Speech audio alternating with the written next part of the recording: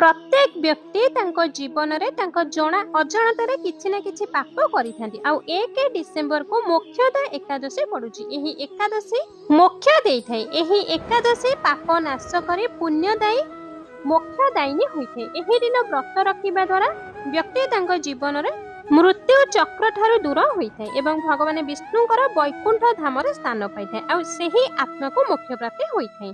ଏହି ଦିନ ଆପଣ ଏହି ତିନୋଟି କାମ ଜରୁର କରିବା ଉଚିତ। ତେବେ କ'ଣ ସେହି ତିନୋଟି କାମ ଆସନ୍ତୁ ଜାଣିବା, କିନ୍ତୁ ଜାଣିବା ପୂର୍ବରୁ ହେ ପ୍ରଭୁ ଶ୍ରୀ ହରି ବିଷ୍ଣୁ ଠାକୁରେ ଯିଏ ବି ଆପଣଙ୍କର ଏହି ଭିଡ଼ିଓକୁ ଲାଇକ୍ ଚ୍ୟାନେଲକୁ ସବସ୍କ୍ରାଇବ କରିବେ ତାଙ୍କର ସମସ୍ତ ପାପକୁ ଆପଣ ମୁକ୍ତ କରିଦେବେ।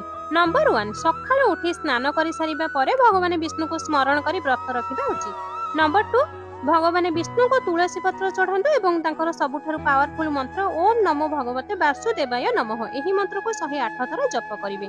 नंबर 3, मोक्षदा एकादशी दिन व्रत कथा जरूर शुणु। शास्त्र अनुसार एही कथा शुणिबा द्वारा आपन को अश्वमेध यज्ञर बराबर फल मिलथाय। तो शेयर करंतु आपनकर फ्रेंड सर्कल मानक पाखकु जहा द्वारा से भी तांको जीवनर पाप को नाश करि परिबे।